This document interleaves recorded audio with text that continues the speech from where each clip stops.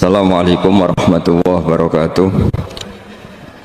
Bismillahirrahmanirrahim. Nahmaduka ya ghafuru ya syakuru. Mashalli wa sallim barik ala sayyidina maulana Muhammadin wa ala alihi wa sahbihi asfa'in nama ba'du. Betapa mudahnya maksiat, apa saja bisa. Nah Allah sing gak ngelola hidayat, habis agama ini. Sama tak ceritanya, pertama agama muncul di Mekah, itu sing mimpin itu Sayyidul Khalqi, Sayyidul Awalin wal Akhirin. Ijak masuk akal lah, Islam berdiri masuk akal, dipimpin Nabi, dikawal Jibril.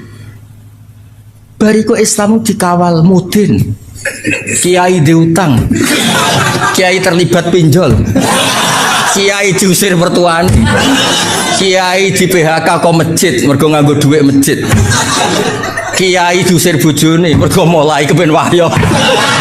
Semua mimpin itu dengan ketidakidealan. Rungokno, semua mimpin dengan ketidakidealan. Lho ngono iku agama yo mlaku. Lho ora pangeran iso yakin ra iso.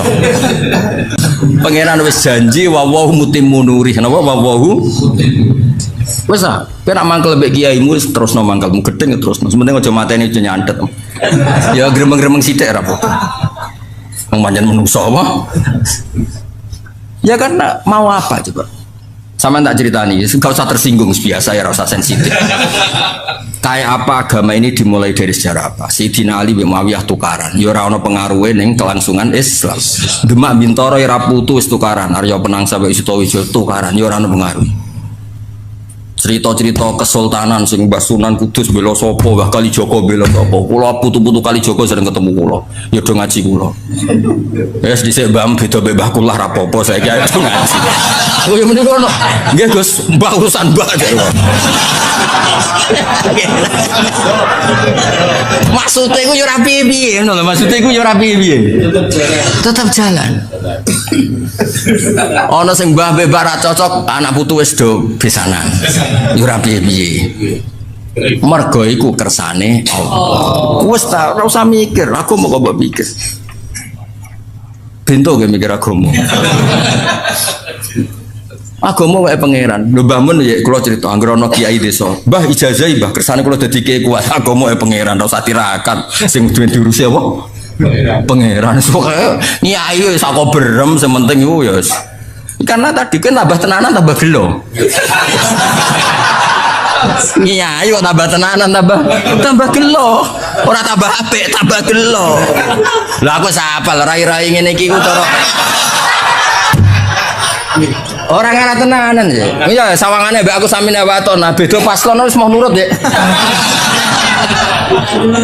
Ben roh aku imanem sepiro. Wes as, kowe kabeh loyal mbek aku. Misale beda paslon, mesti kowe ngobyek dhewe tetep. Apa lagune wis. Ada ngatur ya. Kan kula nu didhawuhi Mbah Mun, didhawuhi bapak nak ngandani ngene tok. Anak kiai ra usah tenanan, sing tenanan ikhlase. Maksudnya mulang wis mulang ae ra usah bayangno terus kowe loyal samine wis ra mulang wis mulang. Gelo. Wis biasa sing tenanan iku ikhlase. Mulangi biasa, mesti biasa mulang ya mulang ra usah memaksakan paham, memaksakan ya malah kaku hati. Wis kakek diamuk bojo kon paham. Selamat tok wis apik yo. Wis hidayah tuh pangeran. Oh sampean delok kados Amerika, Inggris, Eropa kayak apa? Ini komunitas muslim nggih kuat, masjid nggih kuat. Teng Jerman kayak apa? Diskusi Islam nggih kuat. Dari enggak ada masjid menjadi ada. Mun agak pangeran mboten saged.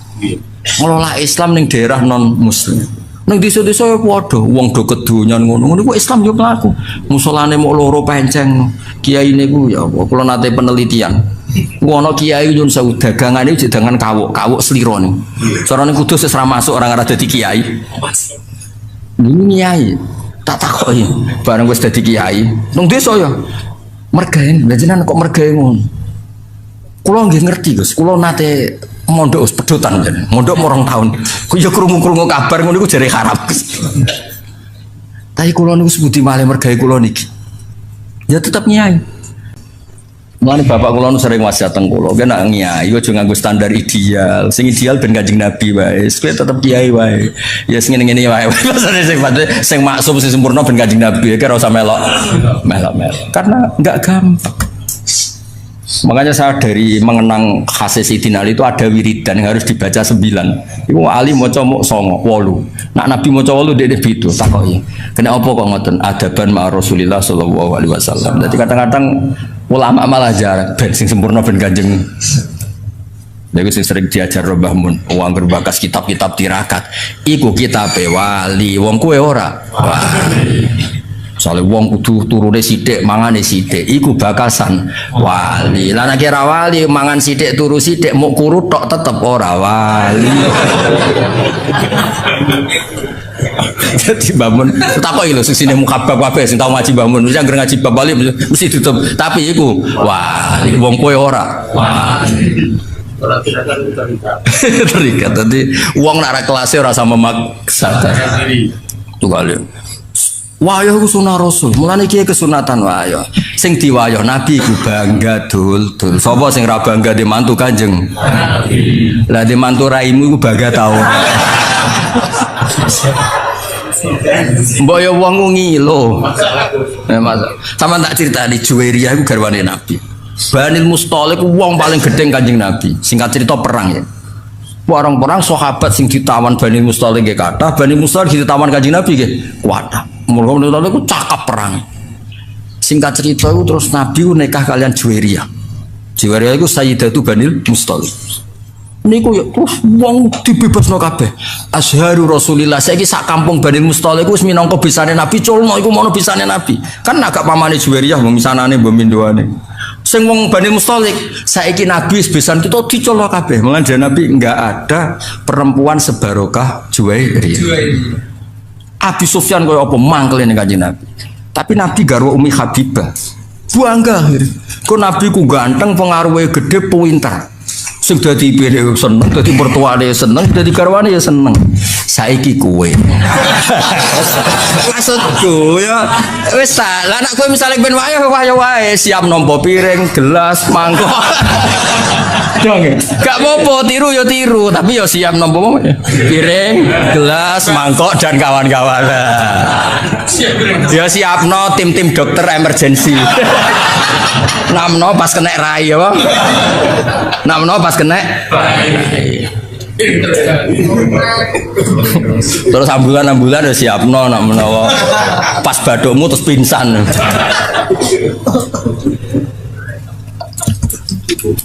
Barang ra padha kok di. Mulane nak bapak nasihati kula iku, kowe niru Nabi ku niru sing standar manusa biasa, aja niru maksume. Nabi ku beda.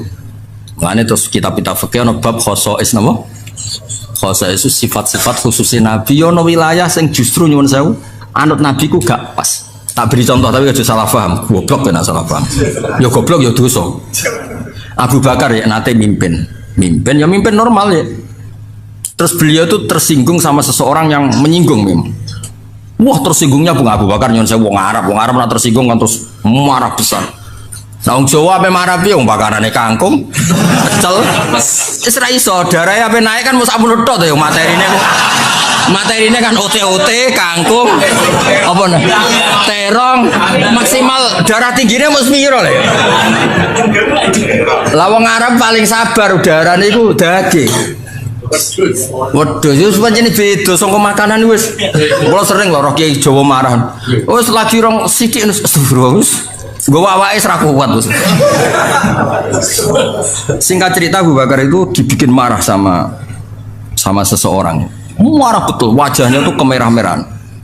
Si loyalis Abu Bakar, cara saya pas pamprese, beliau sudah khalifah. Idzan ya, kalau engkau memberi izin orang itu tak bunuh karena menyakiti hati Anda. Orang Arab. Kalau engkau memberi izin orang itu tak bunuh, sebagaimana membunuh orang yang bikin Nabi marah. Abu Bakar tuh fakaan nawa subba ala wajhi ma'un bar itu siapa ini riwayatun Nasai. Kebetulan bora kitab Sunan Nasai, soalnya tak terang, enggak golek dhewe. Mbok pojok di ora pokoke golek-golek ngono.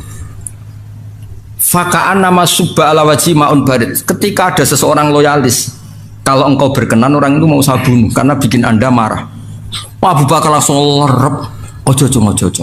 Laisa dzalika li ahadin ba'da Rasulillah sallallahu alaihi wasallam. Kalimatnya itu laisa dzalika li ahadin ba'da Rasulillah. Orang yang dibikin marah dan kemudian yang bikin marah murtad atau kafir itu hanya Rasulullah. Aku mau terima Abu Bakar. Maksudnya hukum wong sing mangkelno aku ora kaya hukum wong sing mangkelno Kanjeng Nabi. Nabi ku maksum, Nabi itu Nabiullah, Khalilullah. Lah saiki iki kadang mirip-mirip kaya Kanjeng Nabi. Wong kok wani aku kualat kaya Abu Jahal kualat Kanjeng Nabi lho. Kok kono iku piye? Nabi ku mesti hake, Abu Jahal mesti salah. Lah nek mbek tanggamu iso wae sing bener malah tanggamu. Iso wae sing bener malah tanggamu kowe sing salah. Wong ora padha aja dipadak. Wis saiki misale ana wong dhe mantu ngene-ngene iki bangga ta musibah. Sing pertama dhe mantu kowe ngerti kok lek kok dhe mantu iku takdir cung. Wis dakar oleh komen iku wis. Lah wis ngono kok polah wayah ya masalah kan. Paling ndak nek wani wayah ku ukurane tadi mertuamu ibumu bangga. Wis ukuran paling gampang bangga. Ketok yo orang ngono sing. Nah ono kok ndak aku tak. Kula nate wonten tiyang, Gus jenengan resepsi ora tau teko. Nek wayah aku teko. Walah Gus, pengen tekno piring tapi aja. Jadi kepengen tekno apa? Piring. Ya eling-eling ya. Jadi masalah anut Nabi ku sahabat lah ya mikir-mikir. Ning bab sing ubudiyah lah anut ya sing adnal kamal. Apa adnal? Misalnya Nabi sholat tahajud itu semalaman. Abu Bakar, Umar ya mau sithik. Bahkan Sayyidina Utsman ngriwayatno hadis, kena salat isya fi jama'atin fa kana ma shalla nisfal lail. Koma nisfal lail. Nang kok juwe wis fi jama'atin fa kana ma koma al-laila kullah. Jadi mulai dimodifikasi. Wis aja ngrasa tahajud ora usah witir. Kowe salat isya fi jama'atin setingkat nisful lail. Engko subuh fi jama'atin padha karo koma al-laila kullah. Iku ya dawuhe Kanjeng. Ya wis milih sing iku wae kok malah jajal wiridan suwengi. Ya, wis ora mandi kesel.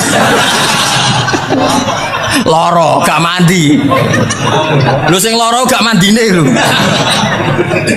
Ya melok paket-paket hemat di omah sing apa? Ya jamaah isya fi apa salat isya fi jamaatin iku padha karo koma nisfal lail. Lah engko nak subuh fi jamaatin kullal. Ya melok paket iku wae. Mun tak takoki wong bar tahajud setingkat tahajud. Piye Gus ki bengi Twitter setingkat witir. Wah enak kok ngaji be aku wis gampang gak habis pokoke donya. Terus kula sering belajar tentang kitab-kitab samawi, kitab-kitab sing diriwayataken beberapa ulama ahli kitab sing pun disahkan kalian ashabu Rasulillah sallallahu alaihi wasallam. Niku riyen Nabi Ibrahim niku pertama dadi Khalilur Rahman. Kekasih Allah Khalilur Rahman. Niku mergi piyambake nu tersiksa protes. Terus kadang tiang saya ini butuh protes, man. Tapi protes bukan kita demo. Protes itu tidak harus demo, protes. Ya Allah, dunia ini tidak fair. Engkau yang Tuhan, engkau zat yang begitu penting, engkau zat yang menciptakan langit dan bumi, engkau zat yang memberi rizki, yang bikin air, bikin oksigen, semua kebutuhan manusia. Kemudian mereka tidak kenal engkau. Ini tidak fair. Jadi beliau itu tiap malam itu ngumpat.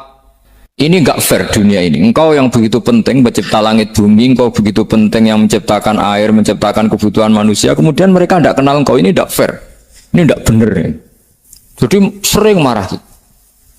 Karena sampean enggak bisa bayangkan kan, apapun hebatnya presiden atau menteri atau rektor atau kiai itu nang desa enggak dikenali statusnya diundang lek apa ning dilek itu gak keren belas.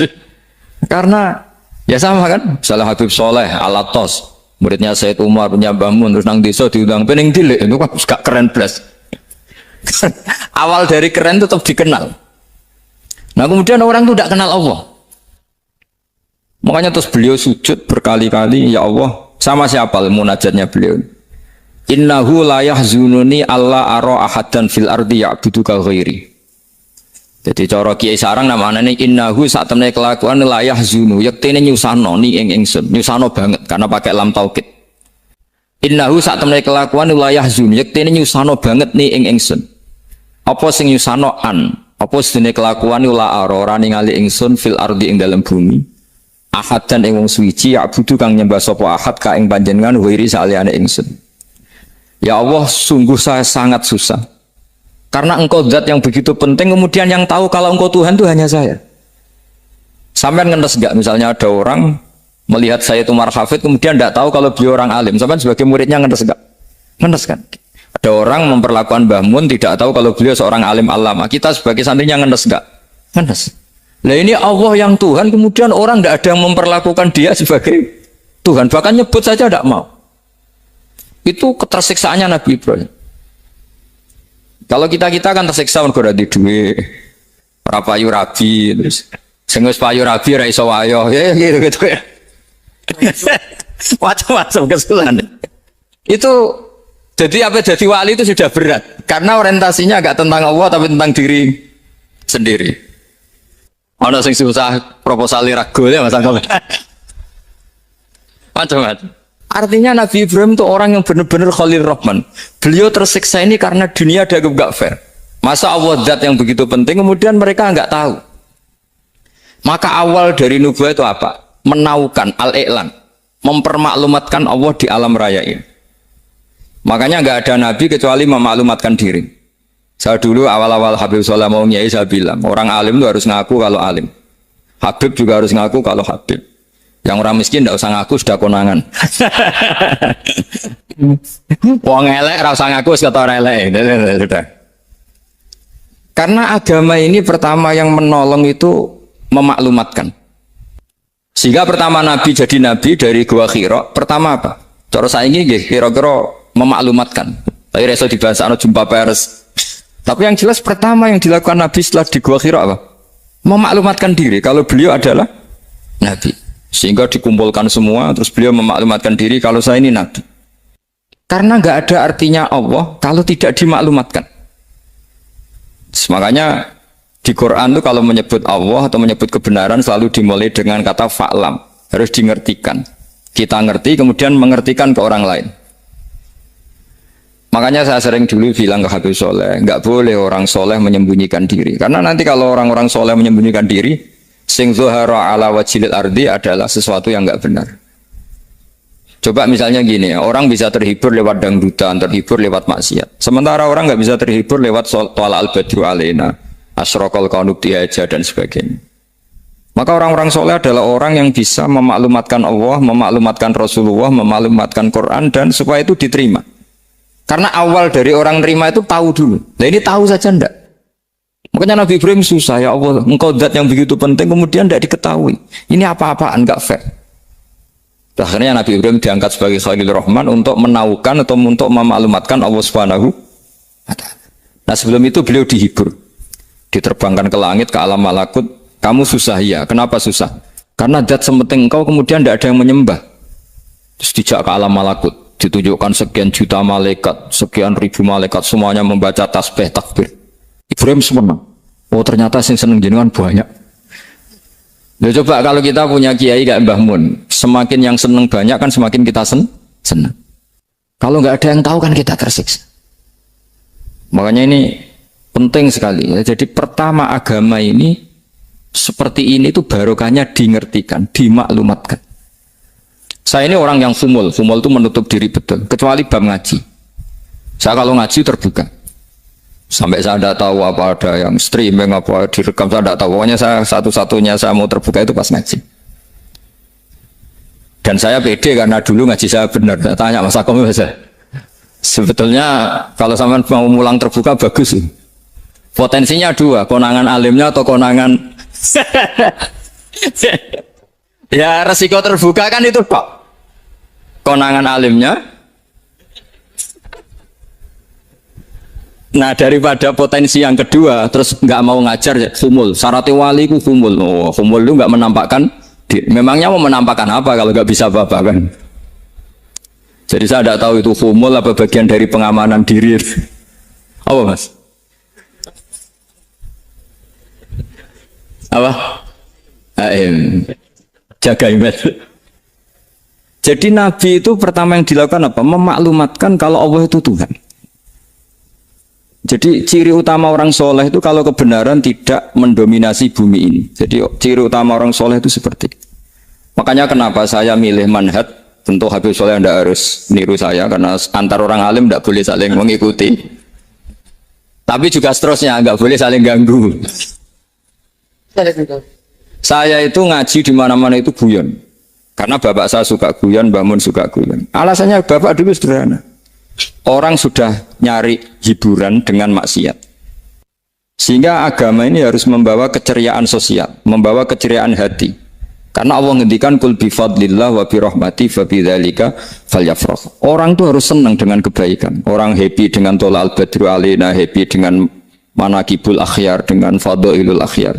Karena orang di sana sudah senangnya itu kalau ada maksiat. Nah sekarang agama dibawa orang-orang yang tidak menyenangkan juga. Ngaji teko wis merengut. Ada muridnya salah duduk marah. Salah posisi meja marah. Lalu orang-orang kan mikirnya kan daripada ngaji dimarahin terus mendingan ndak kan itu. Makanya Nabi itu paling marah itu kalau satu kebaikan jadi problem. Mu'ad bin Jabal itu pernah ngimami lama sekali. Dan yang makmum itu akhirnya mufarokoh. Dulu belum ditemukan fikih, tapi orang ini sudah berani mufarokoh. Jadi ini termasuk mujtahid sebelum sebelum tahu Fathul Mu'in, tahu Wahab, dia sudah berani mufarokoh. Jadi sudah luar biasa. Karena bangsa ibadah yang agak-agak ngawur itu tanpa diajarin sudah do pinter sendiri. Dia mufarokoh. Ketika dia mufarokoh, komentarnya Mu'ad, dia munafik. Sholat belum selesai kok mufarokoh. Singkat cerita Mu'ad melaporkan itu ke Rasulullah. Si tukang penggembala ini juga melaporkan ini ke Rasulullah. Tapi apa kata Rasulullah? Yang Rasulullah itu yang bela, malah bela yang penggembala tadi. Afattanun anta ya Mu'ad. Kamu itu tukang fitnah. Agama ini kalau kamu model begitu orang lari. Basyiru wala tunafiru, yassiru wala tu'asir. Padahal ini baca Quran panjang, harusnya akan ibadah. Tapi karena ini menjadi problem sosial, orang menjadi tidak nyaman jamaah, itu sudah disalahkan Nabi. Karena tadi, kalau agama ini jadi problem, maka masalah besar. Makanya sifat dasar Rasulullah itu apa? Khofiful ma'unah, biayanya murah. Makanya saya ngaji di mana-mana ya suka seperti ini. Mejanya enggak jelas, pengunjungnya juga enggak jelas.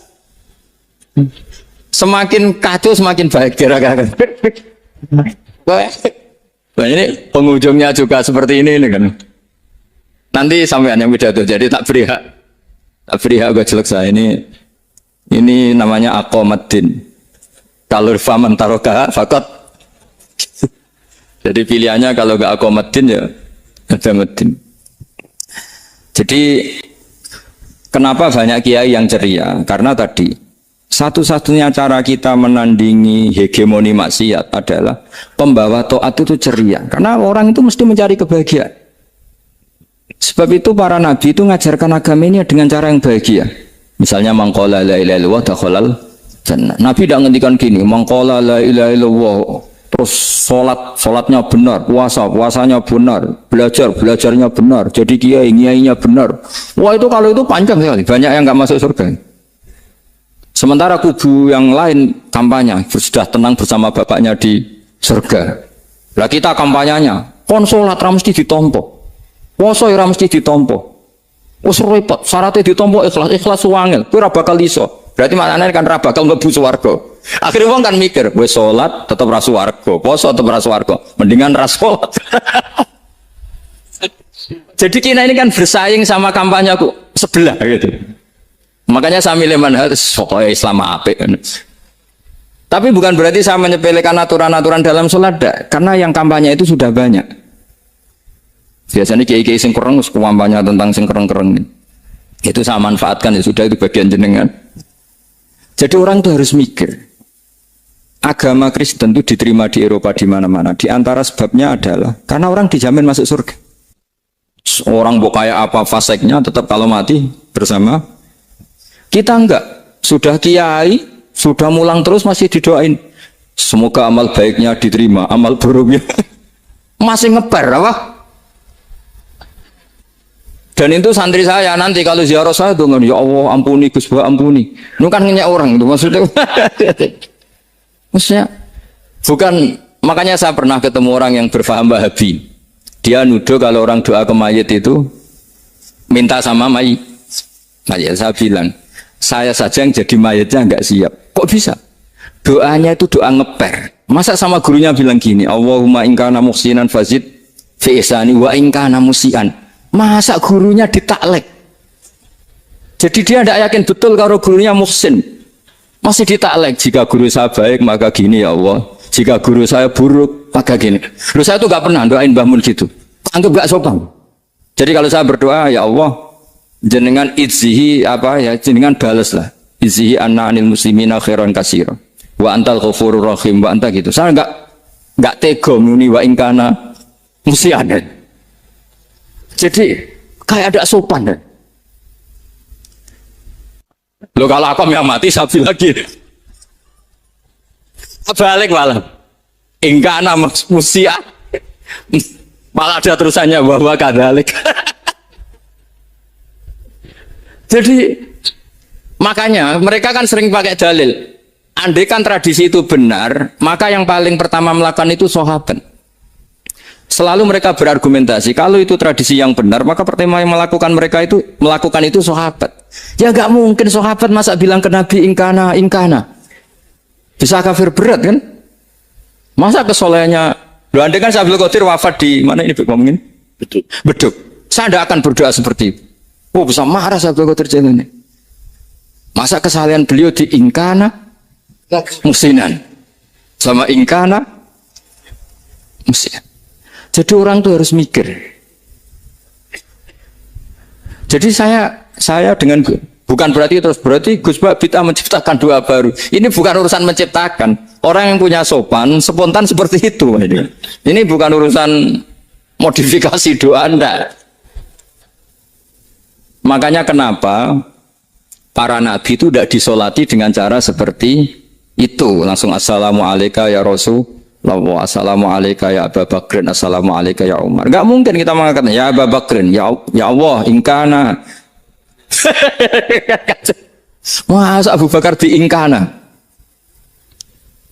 Kalau dia bukan kalau beliau ashabu Rasulillah pasti orang Sayyid itu zuriyatu Rasulillah pasti al-tahirin al-mutahhari. Guru-guru kita ini guru-guru kita. Jadi tolong doa itu. Nah, kalau terpaksa doa wa in kana musian, anggap saja hafalnya hanya itu, tapi jangan dijiwai apa? Jangan apa? Dijiwai. Kalau ditanya, "Lho Gus ini orang soleh kok doanya wa in kana musian?" Itu kan guru jenengan, apalku ikut tok. Tapi ora usah dimaknani, apa? Karena sekali dimaknani nanti kan. Jadi ini urusan etika, urusan rasa. Saya teruskan ya, karena jadi saya mohon sekali, apa-apa itu ada aturannya. Ada aturannya. Ya tentu kita ikut masal saja. Semua selain Nabi, selain para wali kita nggak apa-apa. Doa wa ingkana musinan, ingkana musian. Tapi di hati kita sebetulnya ketika mengatakan ingkana musian itu coro Jawa hanya rapalan. Rapalan itu ya sudah ngomong saja, tapi nggak usah apa? Nggak usah dijiwai ya. Yang dijiwai kita adalah sifat ghafurnya Allah. Bukan status mayitnya, tapi sifat ghafurnya Allah. Karena kata musik itu kan nggak nyaman. Makanya Nabi itu hebatnya Nabi, ya tentu karena bentukan Allah Subhanahu wa taala. Adabani Rabbi fa ahsana ta'dibi. Itu kalau nyifati tentang keburukan orang mukmin itu diikutkan sifat ghafurnya Allah. Jadi misalnya gini, kalimatnya liyukaffirawwahu anhum aswa alladzi amil. Atau sebagian ayat misalnya wa yukaffiru anhum sayiatihim. Jadi sebetulnya kalau terpaksa mengatakan orang itu buruk, itu sebenarnya dari Allah dulu kita mengatakan Allah itu zat saking baiknya itu mengampuni salahnya seseorang. Jadi nyifati Allah dulu, Allah saking baiknya itu mengampuni salahnya orang-orang baik. Karena orang-orang baik juga manusia, Ustadz juga. Tapi lebih ke nyifati ke Allahnya. Kalau kita kan enggak, lebih tertarik nyifati mayitnya. Sehingga kita di hati itu mayit kira tak jalan sepuro tuntas kayak gitu. Jadi, kalau di Quran tidak seperti itu. Jadi kita lebih mensifati Allah itu Ghafur, Afuwun Karim. Makanya seperti doa-doa kita kalau Ramadan begini, Allahumma innaka afuwun karim tuhibbul afwa, baru bakas fa'fu anna. Jadi ada aturannya.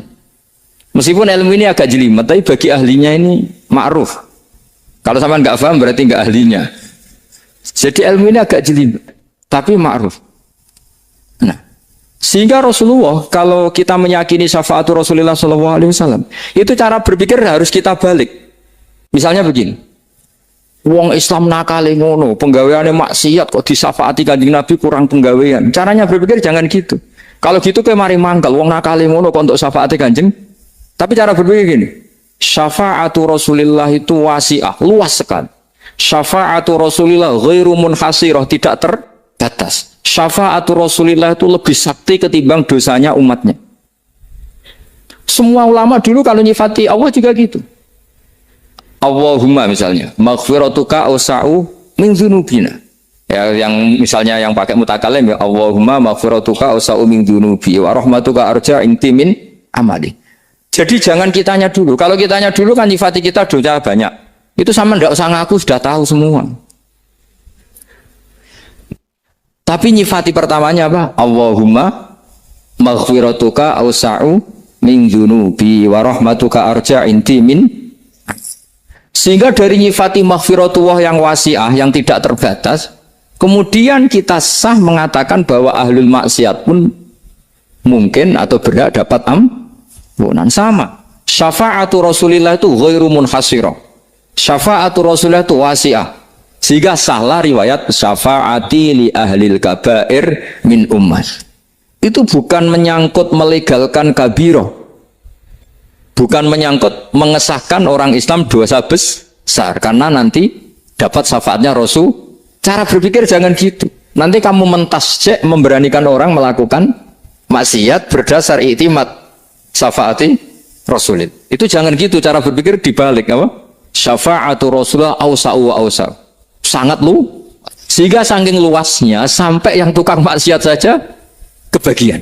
Sama rahmatnya Allah Ta'ala itu wasi'ah. Rizkinya Allah ya wasi. Sampai wong nganggur ya iso mangan ngono aja. Nah begitu juga rahmati Allah Ta'ala itu wasi'ah. Sampai wong sing sumpek utange akeh ya iso guyu ngono. Lah iya.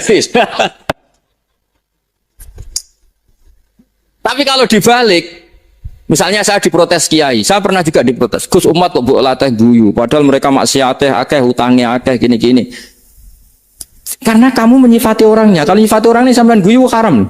Utang jatuh tempo, sampean gak mikir dosa ndak? Dosa. Jadi kiai muridnya goblok kok kiai ini kurang tahajud itu ya dosa. Jadi kiai kok muridnya goblok tenang wae. Sementing untuk sowanan itu amatir ya kan. Mestinya cara berpikir dibalik. Rahmatullah wasi'ah. Rizkuhu ya wasi', fadluhu wasi'. Sampai wong sumpek wae iso guyu. Sehingga kita ini sudah objek. Loh, kita ini tidak subjek. Di alam raya ini kita tidak subjek, tapi apa? Objek. Makanya saya berkali-kali mengatakan, mbok kayak apa sumpeknya kita, tetap wong iso guyu. Karena apa? Allah mensifati dirinya wa annahu wa adhaka wa abka. Allah itu adhaka, zat yang memberi orang iso guyu. Wa abka lan zat sing maringi wong iso nangis. Karena sifatnya Allah Ta'ala pasti nafidah. Sifatnya Allah Ta'ala pasti terjadi. Dan kita objek. Makanya wong sumpek utange akeh, bojo ora percaya, tangga ora percaya, nak guyu banter-banter. Karena Allah ku adhakadat sing maringi guyu. Wa abka. Sudah presiden, sudah gubernur, sudah menteri. Nak Allah kepengin nangis no yo nangis. Coba ngeluhnya apa kalau misalnya jenengan seorang mantan presiden atau mantan gubernur. Kadang anaknya calonan RT mbok menang bunda ya. Ngeluhnya apa orang alim misalnya, alim alama, anaknya mau jadi jurumiyah raiso. Susah. Kaya raya anaknya jadi pasien, susah. Allah punya cara untuk abegah, untuk bikin orang nangis. Nah karena kita ini objek, pasti sesupuk apapun orang yang bisa tertawa, ya bisa nangis. Makanya banyak ulama yang nggak terlalu serius mikir agama ini. Bukan karena dablek, enggak. Karena Allah mensifati dirinya Al-Hadi, yang memberi petunjuk. Kita enggak ditunggoni Kanjeng Nabi, enggak ditunggoni Wali Songo, enggak ditunggoni para Alawiyin yang dulu, enggak ditunggoni Habib-Habib yang kayak Said Abdul Al-Haddad. Tapi karena Allah itu Al-Hadi, yang memberi petunjuk. Dan sifatnya Allah Ta'ala la bidda wa ayat takuna nafidah. Sifatnya Allah pasti nafidah. Amerika kayak apa liberalnya. Sekarang trennya juga banyak yang masuk Islam. Kampung-kampung pedalaman enggak ada kiainya, cukup mudin. Kadang yang membawa agama itu orang yang ke situ mau nyari kayu. Orang yang di pedalaman Kalimantan, Sulawesi itu pertama itu nyari kayu. Tapi bawaan hidayat, lama-lama bikin masjid. Saya pernah di Korea, ke sana orang nyari uang. Niatnya juga nyari uang. Tapi akhirnya tersiksa kalau enggak bikin masjid. Karena apa? Karena Allah itu Al-Hadi, zat yang memberi petunjuk. Nah, kamu tidak usah khawatir. Agama ini pasti jalan ila yaumil qiyamah. Karena Allah Al-Hadi. Sama. Mbok kamu umat mbok weden-wedeni kowe ku amalan ora mesti ditampa. Nek ora ditampa mlebu neraka. Ngono mulai ngaji ya tenang ae. Tenang, santai. Bahkan kadang bilang gini, Pak Yai tadi gak bener. Masa ngecap orang mlebu neraka? Kita yang masyarakatnya gak tahu pintunya. Pak kayaknya tahu pintunya. Karena orang itu punya cara. Loh ya betul. Orang Bedui itu kalau ngaji sama Nabi itu lebih unik timbang yang soleh, timbang yang pinter. Sehingga banyak ilmu itu ditemukan dari orang Bedui. Karena cara berpikir itu aneh. Kalau orang soleh, orang waras kan berpikirnya ada aneh, standar. Jadi orang Bedui itu aneh. Pernah suatu saat Rasulullah itu khutbah cerita kiamat. Wah, dasarnya kiamat kayak apa? Semua orang diam nangis semua. Orang Bedui enggak, lebih cerdas. Ini Nabi itu aneh. Cerita kiamat kalau ada tanggalnya ini gimana? Orang nangis semua karena dasarnya kiamat kayak gitu. Bumi dihancurkan wus. Pantas sudah nangis dewi-dewi. Ya ono sing nangis pabrik banyune macam-macam ya. Ini kalau kiamat gimana di perjalanan air kemasan saya kan orang mikir dewi-dewi gitu. Tapi ini enggak. Orang Bedui cara berpikir tuh enggak. Malah ya Rasulullah mata saat. Engkau itu cerita kiamat tapi enggak jelas tanggalnya. Kalau cerita kiamat ya harus jelas dong kapannya. Jadi unik. Jadi cara berpikir sahabat kaget semua loh. Kaget. Karena gak kepikiran. Nabi A'radu itu mengabaikan. Banyak sahabat yang menganalisis lam yasma'kan. Nabi memang gak dengar sehingga mengabaikan. Ada yang analisis lagi sami'a wa kariha. Sebenarnya Nabi dengar cuma gak berkenan karena tengah-tengahnya khutbah kok tanya. Tapi si Arabi ini cerdas. Masuk akal kan? Misalnya mau pilihan presiden, orang mesti tanya kapan kan gitu. Ya kan? Mau ganti presiden atau ganti bupati, takarannya orang kan kapan? Kayak Mas Akom jadi wali ndak? Pertanyaannya kan kapan? Kalau jatuhnya kan sudah ya. Sehingga tanya, mata sa'ah ya Rasulullah. Lama-lama Nabi diangin-angin, bener juga orang ini. Saya cerita kiamat kok gak jelas kapannya. Ini Nabi menjawab. Tapi karena Nabi orang-orang yang sangat pinter, tanya balik. Ma'adattalah. Lalu kalau kamu berani tanya kiamat kapan, saya tanya balik. Ya persiapan kamu apa? Jawabannya santai saja. Fawwah ma'adatullah kabira sholatin wala siyamin walakinni uhibbuka ya Rasulullah. Saya nggak menyediakan apa-apa, sholat saya biasa aja, maksudnya standar. Ya kira-kira 5 waktu pas. Ya jenis saya lah kira-kira. Wala kabira siyamin, dan saya puasa ya standar saja pas. Walakin yuhibbuka ya Rasulullah. Tetapi saya mencintai engkau ya Rasulullah. Jawabannya Nabi apa? Almar'u ma'aman ahabba. Sebagian riwayat anta ma'aman ahabbta. Jadi hadis itu populer tuh barokahnya wong desa. Andai kan dia punya etika maka sowan dulu tanya 4 mata. Itu jadi hadis ahadi. Tapi barokahnya dia selonong di depan umum. Zaman Nabi khutbah itu jadi hadis mutawatir. Jadi kadang barang baik itu barokahnya orang yang enggak baik. Maksudnya suul adab. Tanya gitu kan soal. Tapi itu barokah. Akhirnya hadis itu mutawatir karena didengar ribuan sahabat yang mendengarkan khutbahnya Rasulullah. Tapi kalau hadis itu satu-satu kan khassani bidzalika Rasulullah, khassani bidzalika Rasul, itu nanti jadi hadis ahadi yang kualitasnya jauh di bawah hadis mutawatir.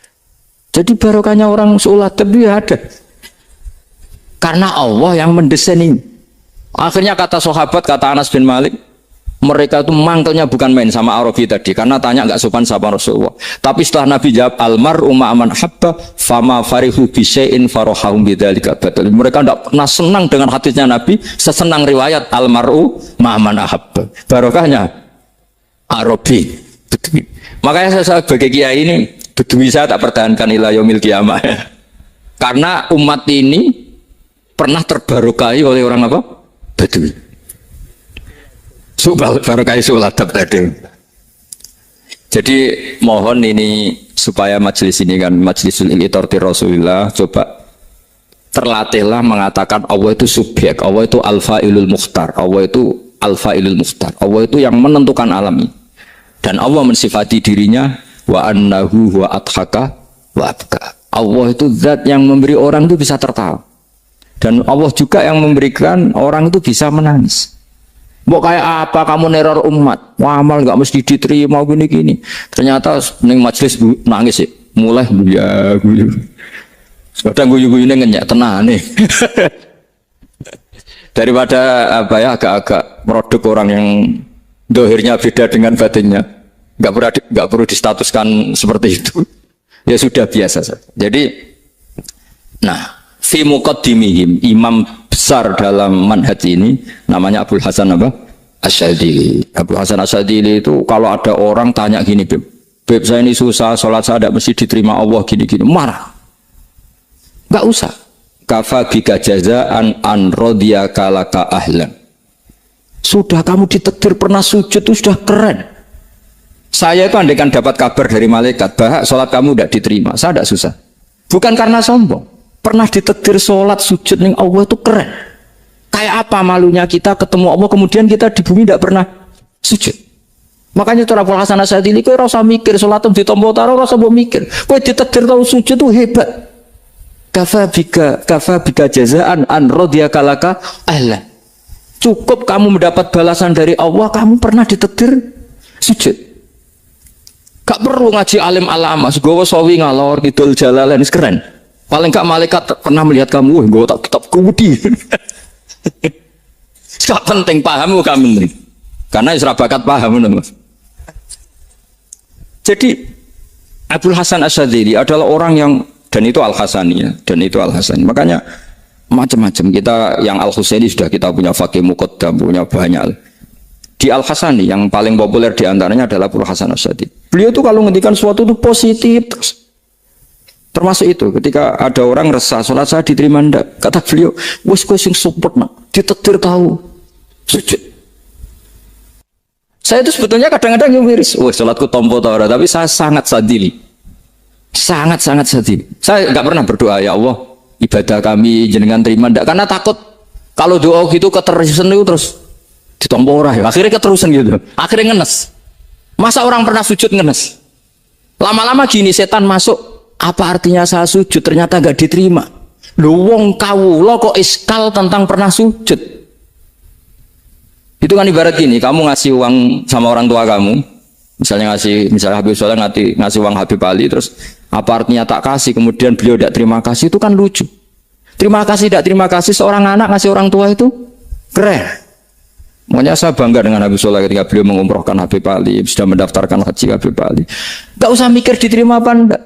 Wes keren, itu sudah perilaku yang keren, yang hebat. Makanya saya sering tuh, ada orang mau cerai tanya saya, Gus saya ini cerai gak, istri saya kurang ajar gini. Gak usah. Mau bojo kula judes. Uang di bojo iku keren, paling gak kowe ra darani jomblo.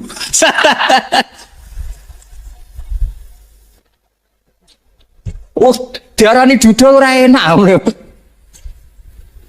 Wes luwe sabar ndi diarani duda mek diarani bojo judes. Enak bojo judes sik gagah. Di bojo lah. Oh, provokator itu.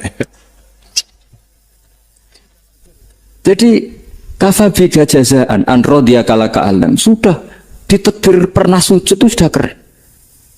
Dulu ulama ala hadan nampak. Ulama dulu cara berpikir seperti itu. Makanya ulama dulu kalau nafsiri wasjud waqtarib sudah pernah sujud. Di Quran enggak pernah ada ayat wasjud lan sujudo sira ingkana kada wa kada ingkunta mutayakinan biqabuli sujudi. Kan ada sujud ya sujud saja, tidak usah mikir makbul apa tidak makbul. Sudah kalau sujud pasti waqtarib. Terus saya sebenarnya ya sebagai orang ya kadang wedi, salatku ditompo ta ora. Tapi kalau keterusan nanti ada was-was yang mengatakan opo artine sholat. Lu itu kan ngeri seorang hamba sing uripe ning bumine Allah kemudian menyoal pernah sholat hanya karena takut gak diterima. Lu itu kan geblek banget. Tapi monggo lah kita cerita-cerita Islam, cerita-cerita beragama yang rileks. Kita semua tadi seperti yang dikatakan Kadensus pernah disewani Mas Sufyan Sauri, juga beliau pernah ngaji. Sebetulnya dalam banyak hal-hal yang keseharian itu lebih prinsip ketimbang ide kita tentang hal-hal besar. Saya beri contoh, Allah itu Tuhan yang maha kuasa, yang menguasai alam raya ini. Kadang-kadang menjelaskan dirinya itu hanya alladzi at'amahum min ju'. Saya ini Tuhan yang memberi makan kamu saat Anda lapar, saat kalian lapar. Jadi untuk beriman kepada Tuhan yang Maha Esa, kepada Allah, kamu yakin yang memberi makan kamu itu Tuhan. Apapun kecewanya Anda terhadap tetangga, terhadap negara, terhadap mertua, terhadap istri, itu kecewa Anda tidak akan mati. Tapi kalau tidak makan itu mati. Sehingga Allah mensifati dirinya kadang pakai keseharian. Alladzi at'amahum min ju'. Tuhan itu siapa? Yang memberi makan kamu ketika lapar.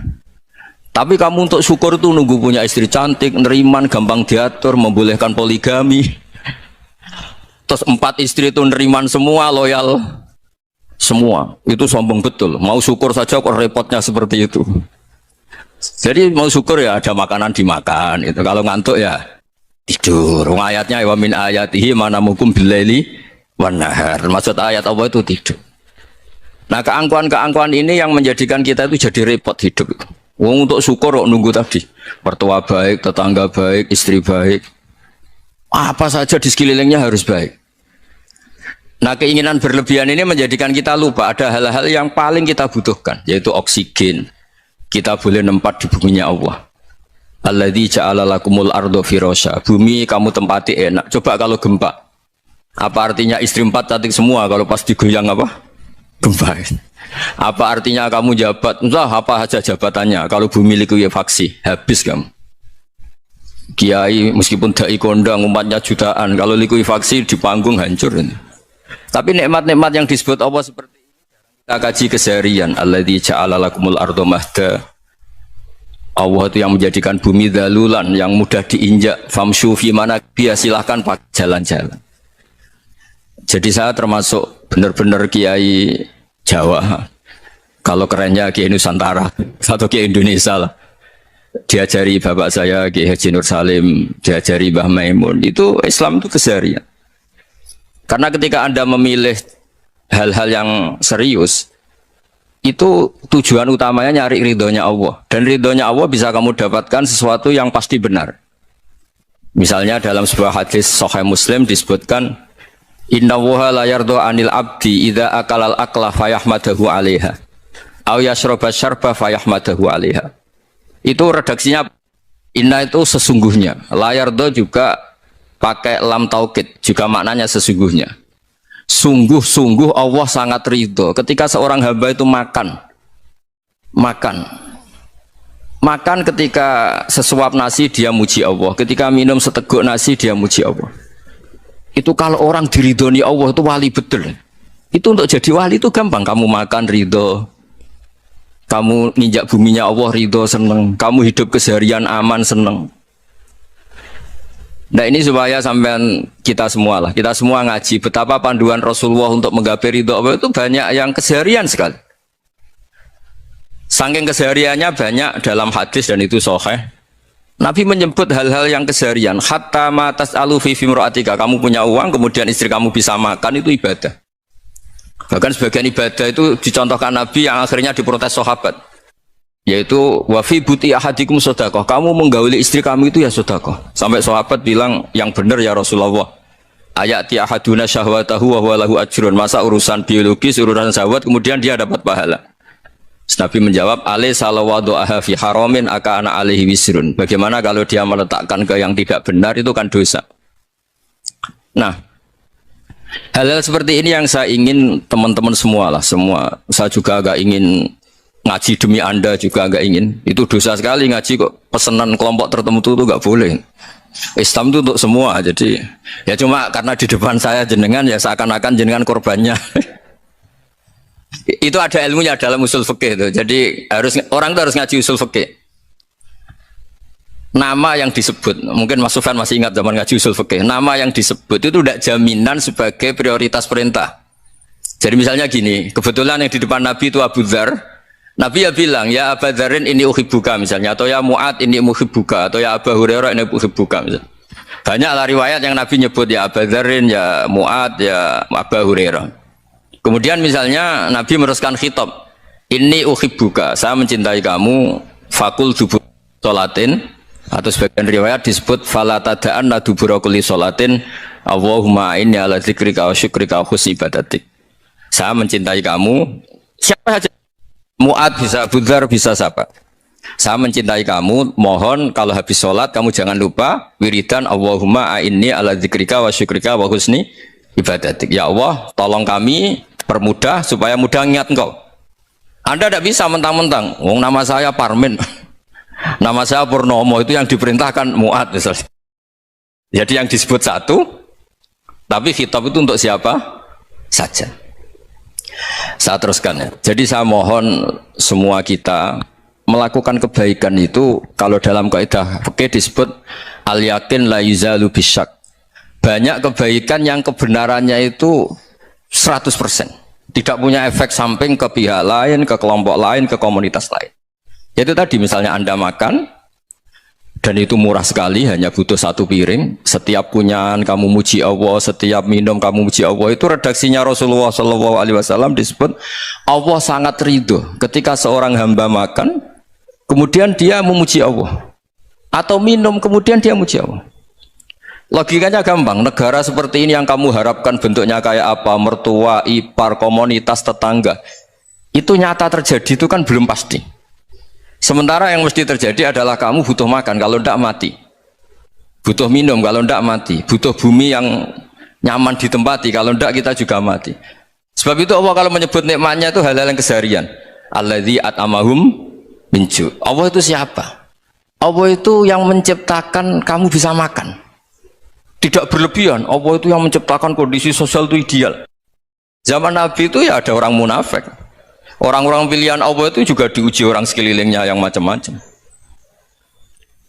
Semua diuji sesuai konteks zaman dan waktu. Nah, tapi ada ibadah-ibadah yang selalu disarankan Nabi. Sampai Nabi itu pernah ditanya, ayul Islam ya khairun ya Rasulullah, Islam terbaik itu gimana? Jawaban Nabi itu unik. It'amut to'am. Islam terbaik itu ya makan-makan, santai-santai. Ketika Allah menyebut beberapa kebaikan, falak tahamal aqobah, wa ma adrokan apa?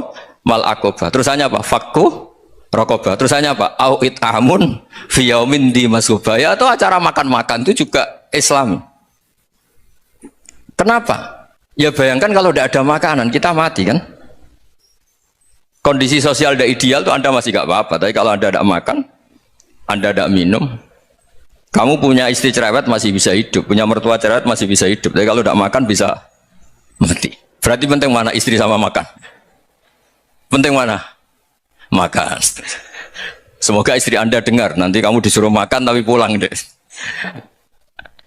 Itu kalau dibahasakan makan masih memahami. Penting mana nasi satu piring dengan istri. Nggak ada nasi mati, nggak ada istri belum mati. Penting mana? Gak berani jawab kan? Nah, ternyata Anda ada garang kan di depan istri. Jadi saya mohonlah, mungkin Mas Sufyan Sauri tadi yang bisa bantulah teman-teman tuh ngaji yang keseharian saja. Karena kita nyari ridho Allah itu berdasar firman Allah, dan firman Allah itu menyebut keseharian tuh riang gampang. Yaitu tadi misalnya wa min ayatihi manamukum billaili wan nahar. Termasuk ayat-ayat Allah itu kamu tidur. Maka dulu itu ada guyonan, ada tokoh Mu'tazilah, kelompok dalam Islam yang berpikir manusia itu bisa menentukan ikhtiarnya sendiri. Karena saya bisa duduk, ingin duduk, ingin berdiri, berdiri. Karena kelompok ini nggak terima kalau semua kehendak Allah, nanti bagaimana kalau semua kehendak Allah kok ada hisab ya, ada sanksi. Lucunya itu dia akhirnya, ini cerita ya, mencintai seorang perempuan cantik sekali. Dan itu dia menjadi ahli sunnah itu oleh hal-hal yang sepele. Karena istrinya cantik, ya namanya suami istri hubungan intim. Terus ditanya, Mas, masih ingin lagi? Masih. Silahkan diulang lagi. Wah ya tidak bisa. Katanya manusia bisa menentukan yang diinginkan. Itu tobat itu. Itu nggak bisa ditobatkan Mas Sufyan Ats-Tsauri. Orang cantik yang mudah nobatkan orang itu orang cantik. Segampang itu. Akhirnya kita tahu, makanya kalau dalam kitab hikam itu disebut al-akil mayakul madza yaf'alu wa hubi wal ghafil mayakul madza af'al. Orang yang punya akal karena sadar ini wilayah Allah, semua milik Tuhan, itu dia tiap hari berpikir besok Allah akan melakukan apa terhadap dunia ini. Kamu merencanakan suatu mau plesir ternyata gempa, mau wisata ke Rusia ternyata perang. Kamu tidak pernah tahu apa yang akan terjadi besok. Wa ma tadri nafsum madza taksibu ghadan. Tapi anda semua kita ini sering punya jadwal permanen. Makanya saya kalau diundang siapa saja, sana takdir. Yang jelas Gus ini acara penting. Ya masih acara penting nak pangeran ngersakno piye? Kowe ape dadi pangeran? Kamu kok mau jadi Tuhan? Itu kadang ya kiai gitu. Penting Gus acara ini jenengan harus memastikan bisa. Loh kamu itu yang ngajarin tauhid sesuatu itu biadillah kok bilang-bilang apa pasti. Kalau maksa terus tak tobatkan loh kamu kata saya itu. Ya kalau gitu Gus bilang insya Allah. Wah itu hati saya, fisik saya, roh saya sudah bilang insya Allah. Nggak usah kamu latih kata saya. Nah hal-hal tauhid keseharian itu gampang sebetulnya. Wal ghafil yaqulu madza af'al. Tapi orang yang lupa Allah dia setiap hari bilang besok apa? Kita bisa melakukan apa? Seakan-akan dia itu aktor, dia penting, dia subjek permanen, dia. Padahal kita ini hanya objek kehendak Allah Subhanahu wa taala. Karena kita yakin sesuatu yang terjadi di alam raya ini kita tidak bisa apa-apa. Makanya saya sering ngaji, sering bilang saya, ketika Anda mensifati Allah, Dia yang menghidupkan.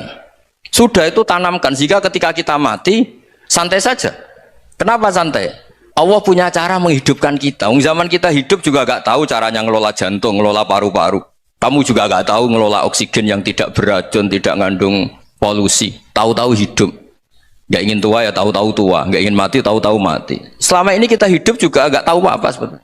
Hanya gaya tok, punya jadwal, punya planning. Kalau kamu bisa menentukan pilihan Anda, pasti Anda istrinya cantik, 4 neriman semua, kona'ah semua. Nyatanya enggak kan? Sudah 1 jelek, cerewet. Wah itu kan, nyatanya enggak bisa apa-apa Anda kan? Dan kamu bawa mati lagi. Itu kan. Istri Anda juga gitu, punya keinginan, punya suami yang ganteng, yang jabat, yang neriman, yang enggak poligami. Ya tidak kesampaian juga. Kalau kita ngitung tingkat kegagalan kita itu gagal terus. Ya kan? Nah, terus ingat Allah, madza yaf'alu wa hubi. Orang yang punya akal selalu berpikir Allah itu menghendaki apa terhadap saya. Lalu sama-sama orang itu ngelihat orang yang serius, itu kata Anda itu pemikir berat, serius, senang punya tokoh yang merengut karena kamu anggap serius. Tapi sebagian orang anggap orang yang serius itu wong merengut, wong masam, wong muka kok ditekuk.